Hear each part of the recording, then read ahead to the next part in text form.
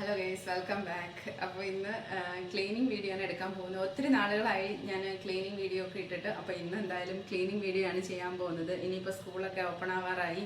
അപ്പോൾ ആ ഒരു സമയത്തിനുള്ളിൽ നമ്മൾ വീട് ഒന്ന് റീഅറേഞ്ച് ചെയ്യുകയാണ്. കാരണം ഇനിയിപ്പോൾ സ്കൂളൊക്കെ തുറന്നു കഴിഞ്ഞാൽ അതിൻ്റെ തിരക്കുകളാവും. അപ്പോൾ അത് കാരണം തന്നെ ഇപ്പോൾ ഒന്ന് ക്ലീൻ ചെയ്ത് വെക്കാമെന്ന് വിചാരിക്കുന്നു. കുറച്ച് ദിവസമായിട്ട് വെക്കേഷൻ ആയത് കാരണവും പിന്നെ കല്യാണമൊക്കെ ഉള്ളത് കാരണവും ഒക്കെ നമ്മളിവിടെ വീടെല്ലാം ഒരു ഇതിൽ ആയി കിടക്കുവാണ്. അപ്പോൾ അതൊന്ന് ക്ലീൻ ചെയ്ത് നമ്മൾ പഴയ രീതിയിലേക്ക് ഒന്ന് വരണം. അപ്പോൾ അതിന് വേണ്ടിയിട്ട് ക്ലീനിങ് വീഡിയോയിലേക്കാണ് പോകുന്നത്. അപ്പോൾ എല്ലാവർക്കും വീഡിയോയിലേക്ക് സ്വാഗതം. അപ്പോൾ ഇതേ ആദ്യം ക്ലീൻ ചെയ്ത് തുടങ്ങുന്നത് സിറ്റ് ഔട്ടാണ് കേട്ടോ. സിറ്റ് ഔട്ടിൽ നേരത്തെ തന്നെ ചിക്കു അടിച്ച് പറ്റിയിട്ടുണ്ടായിരുന്നു. കാരണം ഞാൻ ഇൻട്രോ എടുക്കുന്ന സമയത്ത് ചിക്കും ശ്രീകുട്ടനും കൂടി അവിടെ ഒന്ന് ക്ലീൻ ചെയ്ത്, കാരണം അവർ അവിടെ ഇരുന്ന് കളിച്ചുകൊണ്ടിരിക്കുകയായിരുന്നു.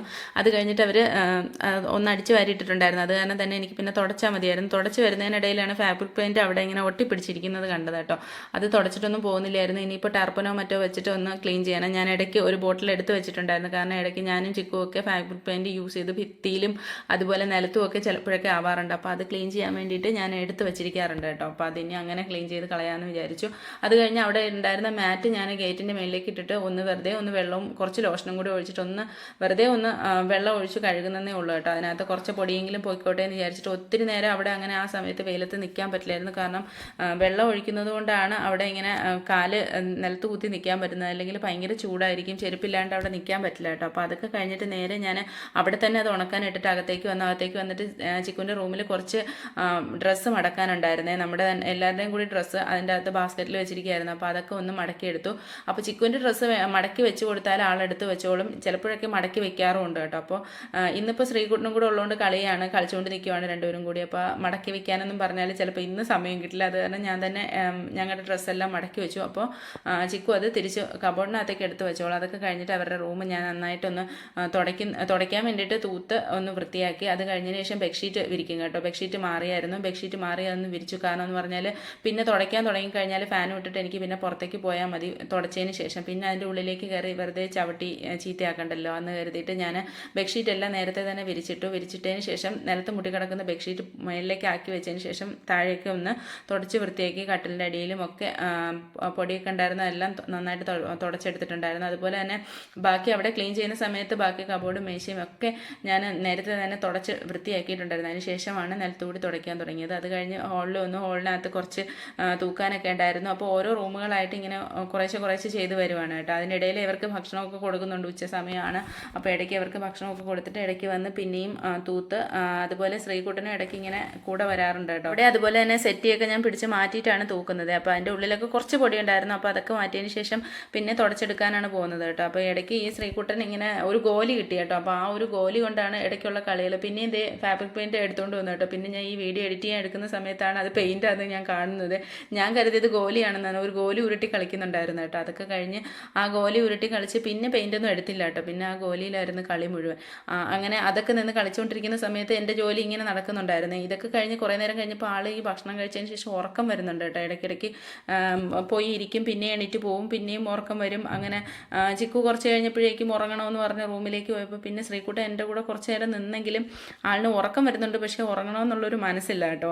നിന്നിട്ട് പിന്നെ പയ്യെ പോയി വേഗം കിടന്ന് ഉറങ്ങുമായിരുന്നു കേട്ടോ. ആ ഉറങ്ങുന്ന സമയത്ത് എനിക്ക് കുറച്ചുകൂടി ഞാൻ ബാക്കി എല്ലാ ജോലിയും വേഗം തീർത്തു. കാരണം വൈകുന്നേരം അവരെ പുറത്ത് കൊണ്ടുപോകാമെന്ന് പറഞ്ഞിട്ടുണ്ടായിരുന്നേ. അത് കാരണം തന്നെ വേഗം ജോലിയെല്ലാം തീർത്തു. ഈ സമയമൊക്കെ ശ്രീകുട്ടൻ ഉറങ്ങുവാണ് കേട്ടോ. അപ്പോൾ ഉറങ്ങുന്ന സമയം കൊണ്ട് ഞാൻ വേഗം തന്നെ ഇതെല്ലാം ക്ലീൻ ചെയ്തു. ഇല്ലെങ്കിലും വേറെ കുഴപ്പമൊന്നുമില്ല, എൻ്റെ കൂടെ നിന്നോളും.